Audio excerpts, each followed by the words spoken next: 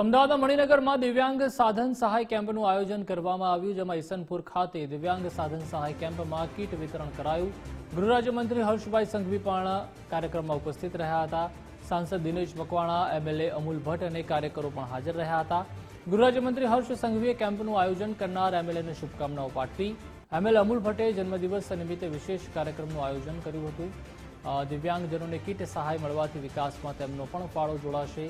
ધારાસભ્ય અમૂલ ભટ્ટનું નિવેદન પીએમએ મન કી બાતમાં પણ વાત કરી હતી। દિવ્યાંગ અને સિનિયર સિટીઝનોને સેવા આપવાનું શુભ કાર્ય છે।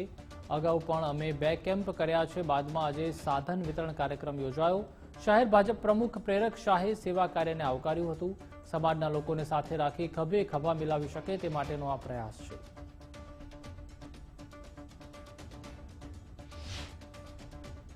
2015 મન કી બાતમાં દેશના યશસ્વી વડાપ્રધાન નરેન્દ્રભાઈએ વાત કરી હતી।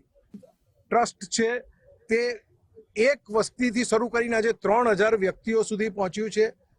ડિસેબલ એટલે કે દિવ્યાંગ લોકો અને સિનિયર સિટીઝનને જરૂરિયાતમંદ સાધનો, જરૂરિયાતમંદ થેરાપી, જરૂરિયાતમંદ દરેક પ્રકારની સેવા આપવાનું કાર્ય પ્રભાત ફાઉન્ડેશન ઘણા વર્ષોથી કરી રહ્યું છે અને આ એક્ટિવિટી બિરદાવવા લાયક છે।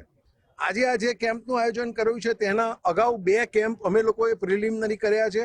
તેમાં દિવ્યાંગ કેટલા ટકા છે એ સ્પેશિયાલિસ્ટ ડોક્ટરો દ્વારા ચેક કરવામાં આવ્યું છે અને આજે લગભગ 300 થી 350 દિવ્યાંગ અને સિનિયર સિટીઝનોને આ સાધન આપવાનો કાર્યક્રમ યોજ્યો છે। વડાપ્રધાન નરેન્દ્ર મોદી સાહેબના આહવાનથી અત્યાર સુધી પોલિટિકલી કાર્યક્રમો તો ઘણા થયા, પરંતુ આજે સમાજના એવા વર્ગને મદદ કરવાની ભાવના સાથે ભારતીય જનતા પાર્ટીના ધારાસભ્ય, એમની ટીમ અને ખાસ કરીને પ્રભાત ફાઉન્ડેશનનો લાખ આભાર માનું છું કે આ તમામ દિવ્યાંગજનો માટે એક વિશિષ્ટ યોજના દ્વારા એમને લાભ મળે અને એ લાભ નીચેના લોકો સુધી પહોંચે દિશાની અંદર આ ભગીરથ પ્રયત્નને હું બિરદાવું છું। નરેન્દ્રભાઈ મોદી સાહેબ દ્વારા નિરંતર એ પ્રયાસ કરી રહ્યા છે, વિવિધ અલગ અલગ યોજનાઓના માધ્યમથી પણ કરી રહ્યા છે અને અલગ અલગ સમયે અલગ અલગ લોકોને આ બાબતનું પ્રોત્સાહન ને પ્રેરણા આપે છે।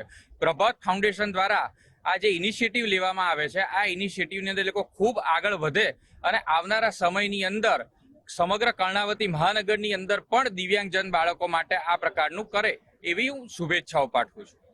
મારા શહેરના અનેક દિવ્યાંગ માતા પિતા, દાદા દાદી, દીકરા દીકરી, ભાઈ બહેન, આ બધાનું ભલું કઈ રીતે થઈ શકે તે માટે ચિંતા કરે। નરેન્દ્રભાઈનું એક ભાષણમાં એમને ખૂબ મોટી વાત કરી હતી કે હવે દિવ્યાંગજનો લાભાર્થી નહીં પરંતુ દેશના વિકાસનું સૌથી મોટું પાયો બનશે। એ ખરેખર ચરિતાર્થ કરતા કાર્ય આવા અનેક કાર્યક્રમો થકી જોવા મળતા હોય। આજે 350 થી વધારે લાભાર્થીઓને અહીંયાથી અલગ અલગ વિશેષ ભેટ કહીએ કે વિશેષ સહાય આજે મળવાની છે। આ સહાય